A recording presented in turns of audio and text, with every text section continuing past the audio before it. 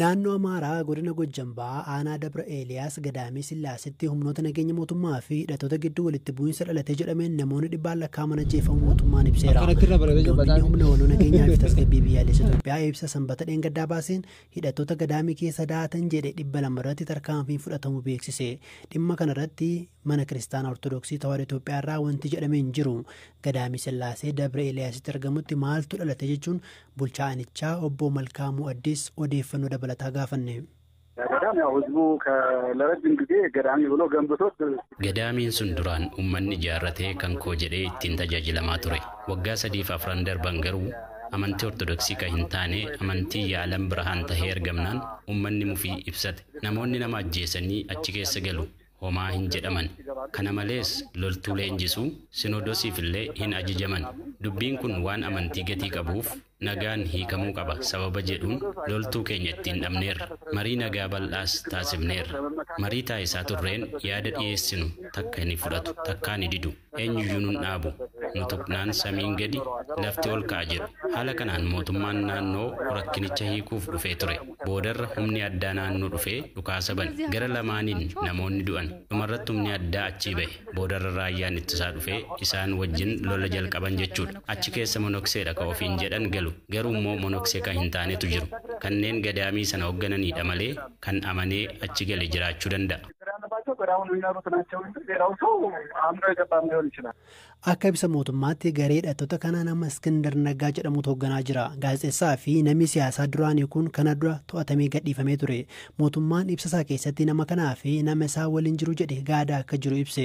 Bulchaan aanichaa walaleeluu Gadaamicha keessatti taasifameen gama lamaaniinuu loltoonni ajjeefamuu akkasumas namni nagaa akka hin ajjeefamne himanii waa'ee Iskindar Naggaa garuu waan beekan akka hin jirre himan. Gama lamaaniinuu loltoonni wareegamaniiru. Raayyaa ittisaarras miidhaan gaheera. Amma garuu nagaan bu'eera. Jarri amantii Yaalam Birhaan jedhamu babal'isuu barbaadu. Biyya alaa dabalatee iddoo garaagaraatii namoota qabu. Haala tureen namni nagaa hin ajjeefamne. Duraan dubbii kana nagaan goolabuuf yaalamee ture. Raayyaan ittisaas kallattiidhaan galee ittiin dhukaasna. Naannicha marsee jaarsummaa yeroo erguuf jedhuudha. Kan isaan itti dhukaasan. Achis sagaleen waraabame sagalee guddistuudhaan kottaa as bahaa nuti nama nagaatti hin buunu hawaasa waliin isin araarsinee deemna yoo jedhu raayyaan isaan battala sanatti illee sinaayiparii dhukaasaa turan. Isa waa'ee Iskindar Naggaa achitti dhokatee ture jedhamu garuu waan hin beeku hin jiru. Uummanni garuu hiriira bahee miidiyaatti bahee bilisa nu baasaa ajjeefamaa jirra jechaa ture. Waa'ee Iskindar Naggaa isa jedhamu garuu Waraana keessatti dhimmoota bakkeewwan eegumsi taasifamuuf keessaa tokko manneen amantaadha. Sababa lola mootummaa fi hidhattoota kanaan miidhaan kanarra geesse yookiin immoo wanni biraa yoo jiraate kan gaafanne hojii gaggeessaan kutaa lallaba biyyaa Gojjambaa Malaaka Salaam Luba Gizaachau si'achi akka qoratan BBC'tti himaniiru. Namni maqaan isaan eeramne kun godina Wallagga Ba'aa aanaa Gobbuu Sayyoo jiraata. Akka lakkoofsa Itoophiyaan caamsaa bultii 24 bara 2014 hiriyoota isaa waliin ta'uun poolisii aanichaan qabame. Guyyoota muraasa booda kaanirraa adda baafamee buufata poolisii Naqamtee akka geeffame maatiitti himama. Egasii garuu achi buutee nama kana ammallee hin baramne. Kana kan jedhu qorannoo Komishinii Mirga Namummaa Itoophiyaa guyyaa har'aa baaseedha. Ibsasaa keessatti namoota butanii achi buutee isaanii balleessuun humnoota mootummaa uffata namoota siviilii uffataniin taasifamu dabalaa jira jedha. Komishinichi eeruu hawaasaa bu'uura godhachuun qorannoo gaggeessuu ibse. Yeroo adda addaatti gaazexeessitoonni namoonni siyaasaa fi qeeqxonni butamne bakka hin beekamne nu geessanii nu deebisan yoo jedhan dhagahama ture. Komishinichi qorannoo isaatiin adeemsi akkanaa seeraan ala ta'uu ibsee mootummaan seera idil addunyaa kana dhorku akka mallatteessus gaafateera. Himannaa komishinicharraa mootummaatti dhiyaate irratti gama mootummaa wanni jedhamee hin jiru. Waa'ee qorannoo kanaa dhaabbaticharraa obbo Badhaasaa Lammeessaa gaafadheera. Naannoo Oromiyaa keessatti yoo xiqqaate namoonni torba qaamota nageenyaa uffata siviilii uffatamanii butamanii iddoo isaan jiranii hin beekamne kan jedhudha. Kan akka naannoo Oromiyaatti kan iyyanni dhiyaate dhimmoota namoota iyyanni dhiyaate kan ammoo jiraachuu dhiisuu isaanii karaa adda addaatiin adda baasuu yaallee jirra. Kanaaf mallattoon namni qaamolee nageenya siviilii uffataniin fuudhamanii iddoo eessa jirteen isaanii hin beekamne kan jiran ta'uu isaati kan inni agarsiisa jechuudha gabaasni keenya kun. Tole amma akka gabaasarraa agarreetti naannoo Oromiyaa keessas akkasumas immoo bulchiinsa magaalaa Finfinnee fi naannoo Amaaraa jedha. Yeroo garaa garaatti gaazexeessitoonni namoonni siyaasaa fudhatanii badanii faayidumaatiin achi mana hidhaa fadhannee dhabneedhu. Yookiin immoo torban akkasiif mana akkasitti nageessanii akkasna godhaneedhu. Asirratti dhimmi addatti qorattanii bira geessanii abalutu kana godhe yeroo ammasiif tureettanii wanni galmeessitan jira qorannoo keessan keessatti.